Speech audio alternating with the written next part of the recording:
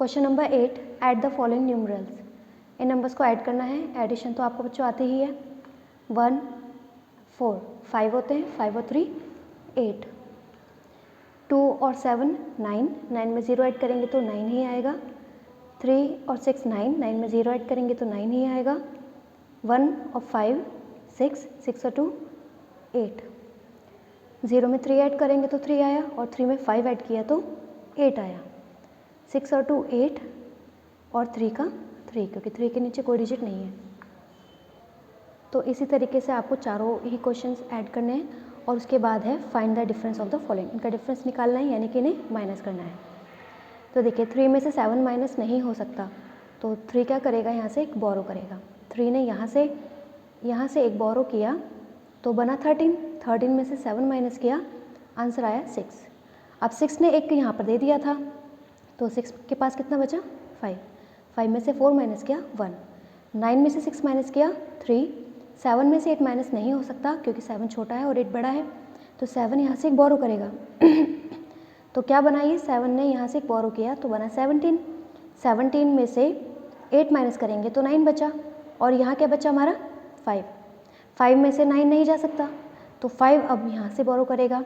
5 ने 1 बोरो किया तो बना 15। 15 में से 9 माइनस किए बचे 6, और अब 8 ने 1 दिया था तो 8 के पास कितना बचा 7।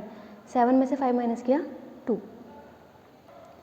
क्वेश्चन नंबर 10 है the sum of two numbers is 1,35,672। दो नंबर्स हैं, दोनों का सम इतना दिया गया है, यानी कि कोई दो नंबर थे जिनको ऐड करने पर ये आंसर आया। इफ़ वन ऑफ इज 84,658, अगर उनमें से जिन दो नंबर को ऐड करके ये आंसर आया था, उन दोनों नंबर में से अगर एक नंबर ये दिया गया है, देन फाइंड द अदर, तो दूसरा नंबर निकालिए। यानी जिन दो नंबर को ऐड किया था उनमें से एक नंबर हमारे पास है, दूसरा नंबर निकालना है कि उसमें क्या ऐड किया था कि आंसर ये आया। तो देखिए सबसे पहले लिखेंगे हम सम ऑफ टू नंबर, उन दोनों नंबर का सम कितना आया था 1,35,672। अच्छा, अब जिन दो नंबर को ऐड किया था उनमें से एक नंबर दिया हुआ है हमें, वन ऑफ द नंबर, उनमें से एक नंबर है 84,658, तो वो दूसरा नंबर किया था जो जिसको इसमें ऐड किया था। तो ये पता करने के लिए सम में से, दोनों नंबर के सम में से उनमें से एक नंबर को जो दिया गया है उसको माइनस कर देंगे, तो जो आंसर में बचा वही हमारा दूसरा नंबर है। The difference between two numbers is 1,90,123। दो नंबर दिए गए हैं अब, ठीक है, दो नंबर थे, दोनों को माइनस किया तो ये आंसर आया। If the larger number is 2,34,015, अगर जिन दो नंबर को माइनस किया है उनमें से बड़े वाला नंबर ये है, तो then find the smaller number, तो दूसरा जो छोटा नंबर है वो निकालिए। यानी इसमें से कितना माइनस किया होगा कि माइनस करने पर ये आंसर आया, तो वो दूसरा नंबर कौन सा है जिसको माइनस करने पर ये आंसर आया। तो देखिए बड़ा लार्जर नंबर ये दिया गया है, यानी जिन दो नंबर को माइनस किया है उनमें से एक नंबर बड़े वाला नंबर ये है, माइनस करने के बाद ये आंसर आया था, ठीक है। तो अगर हम उस नंबर में से आंसर को ही माइनस कर देते हैं तो हमारे पास जो नंबर बचा वही है वो दूसरा नंबर, यानी कि सब। चलिए इसकी हम यूनिट डिजिट ले लेते हैं एग्जाम्पल के लिए। क्वेश्चन में कहा था कि कोई दो नंबर है जिनमें से एक नंबर हो गया 5, ठीक है। इस क्वेश्चन को मैं दूसरे डिजिट से समझा रही हूँ आपको। तो दो नंबर हैं, दोनों को माइनस किया तो हमारा आंसर 3 आया था, ठीक है, क्वेश्चन के अकॉर्डिंग। तो ये कह रहा है कि ऐसा कौन सा नंबर 5 में से माइनस किया गया होगा कि 3 आया। तो इसी नंबर को पता करने के लिए हमने क्या किया, इस 5 में से इस 3 को माइनस कर दिया। तो 5 में से 3 माइनस किया बचा 2, यानी हमने 5 में से 2 को माइनस किया होगा तब जाकर 3 आया। तो यही आंसर निकालने के लिए हमने यहाँ पर भी वही काम किया है कि इस नंबर में से इस वाले नंबर को, मतलब कि जो यहाँ आना था क्वेश्चन के अकॉर्डिंग, वो यहाँ लिखकर माइनस कर दिया और आंसर आया हमारा ये। नेक्स्ट है मल्टीप्लाई द फॉलोइंग। मल्टीप्लाई करना है। देखिए सबसे पहले मल्टीप्लाई होती है यूनिट डिजिट से, और यूनिट डिजिट से ही स्टार्ट होती है। 2 4 ज़ा 8, 2 5 ज़ा 10, 10 का 0, 1 कैरी में गया, 2 8 16, 16 और 1 17 होता है, 17 का 7 यहाँ पर, 1 कैरी, 2 2 4, 4 और 1 5, 2 3 6। अब फर्स्ट नंबर के नीचे क्रॉस लगाया, फिर से स्टार्ट करते हैं। अब 3 की 2 से कंप्लीट हो गया है, अब 3 की टर्न है। 3 4 12, 12 का 2 यहाँ पर, 1 कैरी, 3 5 15, 15 और 1 होता है 16, 16 का 6 यहाँ, 1 कैरी, 3 8 24, 24 और 1 25, 25 का 5 यहाँ लिखा, 2 कैरी, 3 2 6, 6 और 2 8, 8 लिख दिया, 3 3 9। अब नेक्स्ट नंबर की बारी है तो 2 क्रॉस लगाएंगे, जितना नीचे जाते जाएंगे उतना एक एक क्रॉस बढ़ता जाएगा।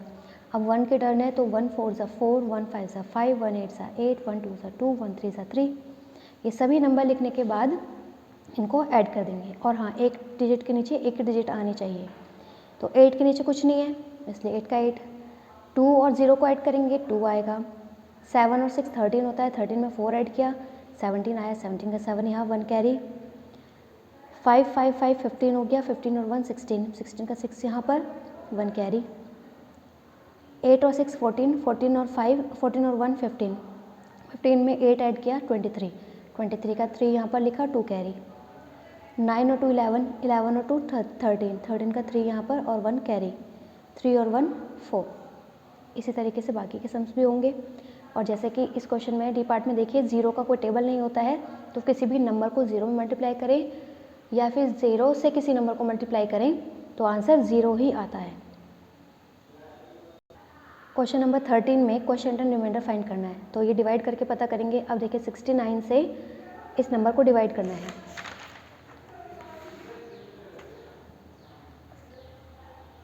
सिक्सटी नाइन से इस नंबर को डिवाइड करेंगे तो देखिए, अगर आप 69 का टेबल बना लेंगे तो आप देखेंगे कि 69 की टेबल में 8 जा पर 552 आता है, 578 तो आ नहीं सकता, तो उससे थोड़ा सा छोटा ही देखना है, 552 आया। ठीक है, अब देखिए अगर आप 2 डिजिट लेते हैं 57, तो 57 को तो आप वैसे भी डिवाइड नहीं कर सकते, 69 1 69 ही इससे बड़ा हो गया, तो 3 डिजिट साथ में लेंगे, 69 8 552, 552 लिखने के बाद अब माइनस करेंगे, 8 में से 2 माइनस किया 6 बचा, 7 में से 5 माइनस किया 2 बचा, और 5 में से 5 माइनस करेंगे तो कुछ बचेगा ही नहीं, इसलिए ब्लैंक छोड़ दिए, क्रॉस लगा सकते हैं।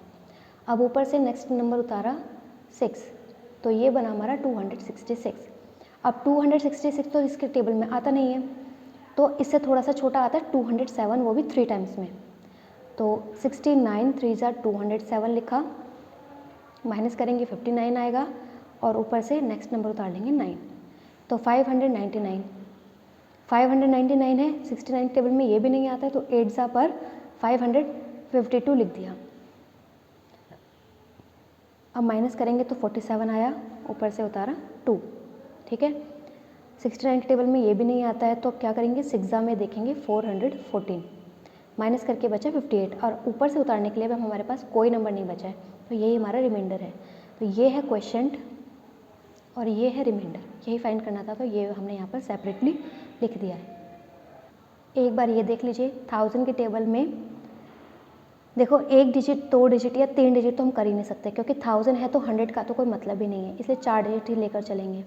तो 1000 4 जा 400, माइनस करके बचा 35, ऊपर से उतारा 6, अब बना हमारा 356। 356 तो 1000 से जाएगा ही नहीं, 3 डिवाइड नहीं होगा, तो ना डिवाइड होने की वजह से यहाँ पर आया एक 0। अब 0 हमने लगा दिया, तो एक नंबर और उतार लेंगे, पहले हम 6 उतार चुके थे, अब एक नंबर और उतारेंगे, तो हमने उतारा ऊपर से 4। अब ये 3 जा में जाएगा, 1000 3 जा 300, 3000 माइनस किया तो बचा 564, अब ऊपर से उतारा 8। अब ये 5 जा में जाएगा, 1000 5 जा 5000 माइनस करके बचा 648, और ऊपर से उतारने के लिए भी कोई नंबर नहीं है, तो यही रिमाइंडर है। तो ये हुआ क्वोशिएंट और ये हुआ रिमाइंडर। क्वेश्चन नंबर 14 कहता है, write down the first 15 prime numbers. शुरू के 15 प्राइम नंबर्स लिखिए। देखिए, प्राइम नंबर्स वो नंबर होते हैं जो सिर्फ अपनी टेबल में आते हैं और किसी दूसरे के टेबल में नहीं दिखाई देते, जैसे कि 2। 1 से स्टार्ट नहीं करेंगे, क्योंकि 1 ना तो प्राइम नंबर होता है ना ही कंपोजिट नंबर होता है। 2 से स्टार्ट करते हैं, ठीक है। तो 2 देखिए, 2 सिर्फ आपको 2 के टेबल में मिलेगा, 2 1 2, आपको किसी और टेबल में 2 नहीं मिलेगा, तो 2 क्या है, एक प्राइम नंबर। इसी तरीके से है 3, 3 भी सिर्फ अपनी टेबल में आता है, 5 अपनी टेबल में आता है, 7 अपनी टेबल में आता है। उसके बाद 11, 9 को नहीं लिखेंगे क्योंकि 9 जो है वो 3 के टेबल में भी आता है और अपने में तो आता ही है, ठीक है। तो ये सिर्फ वो नंबर्स लिखे हुए हैं जो सिर्फ और सिर्फ अपनी टेबल में आते हैं, तो ये है प्राइम नंबर्स। अब नेक्स्ट है right the following fractions in word. In fractions को वर्ड में लिखना है। तो फ्रैक्शन को वर्ड में लिखने के लिए क्या करते हैं, जो ऊपर वाला नंबर होता है यानी न्यूमरेटर, उसको एज इट इज़ लिख लेते हैं नंबर्स में। ये 3 है तो 3 लिखा, 4 है तो 4 लिखा, 11 है तो 11 लिखा। और जो डिनोमिनेटर होता है उसको THS, सेवन्थ्स, 5 है तो फिफ्थ्स, 23 है तो 23rds, 9 है तो नाइन्थ्स और 31 है तो 31s, ठीक है। इस तरीके से लिखते हैं 3 7ths, 4 5ths, 11 23rds, 5 9ths, 17 31s, ठीक है। अब 16 है fill in the blanks by choosing with appropriate symbol of less than और ग्रेटर देन। जो बड़ा है उसकी तरफ आपको पता है कि जो माउथ होता है जो बड़े वाले डिजिट की तरफ ओपन रहता है, ठीक है। तो फर्स्ट क्वेश्चन तो सिंपल है, डिनोमिनेटर जब सेम होता है तो हम इजीली बता सकते हैं कि कौन सा फ्रैक्शन छोटा है और कौन सा बड़ा है। तो जब डिनोमिनेटर सेम है तो हम देख पा रहे हैं यहाँ पे कि 5 बड़ा है, इसलिए इधर की तरफ ग्रेटर देन का साइन आया। लेकिन नेक्स्ट वाले नंबर में डिनोमिनेटर सेम नहीं है। जब डिनोमिनेटर सेम ना हो तो क्रॉस मल्टीप्लाई कर लेते हैं। क्रॉस मल्टीप्लाई 5 के 3 में और 7 के 3 में। लेकिन इसमें एक बात का ध्यान रखना होता है कि हम पहले ये वाली मल्टीप्लाई यानी इन दोनों की मल्टीप्लाई को ही हम पहले इधर लिखें और इन दोनों की मल्टीप्लाई को हम उधर लिखें। अगर उल्टा कर देते हैं तो आंसर गलत आता है। तो 5 के 3 में मल्टीप्लाई करेंगे, देखिए पहले इस फ्रैक्शन को लिखा, क्रॉस का साइन लगाया। अब 5 की मल्टीप्लाई 3 में करके यहाँ लिखना है, 3 मल्टीप्लाई 5, 7 मल्टीप्लाई 3। अब इनको मल्टीप्लाई करके आंसर आया 15, इनको मल्टीप्लाई करके आंसर आया 21। तो 15 और 21 में इधर की साइड बड़ी है यानी कि राइट साइड बड़ी है, तो इसका मतलब कि हमारा राइट वाला फ्रैक्शन भी बड़ा है। 3/7 और 3/5 में 3/5 बड़ा है, ठीक है। क्रॉस मल्टीप्लाई करना है, ईजी है, लेकिन बस एक बात का आपको ध्यान रखना है कि ये वाले इन दो नंबर को ही आपको पहले इधर लिखना है लेफ्ट साइड। अब देखिए इसमें 7 की मल्टीप्लाई होगी 7 में, 7 मल्टीप्लाई 7, 15 की मल्टीप्लाई होगी 4 में, 15 मल्टीप्लाई 4, 7 7 ज़ा 49, 15 4 ज़ा 60। 60 बड़ा है तो इसका मतलब जो फ्रैक्शन में दिया था उसमें भी राइट साइड वाला फ्रैक्शन ही बड़ा है।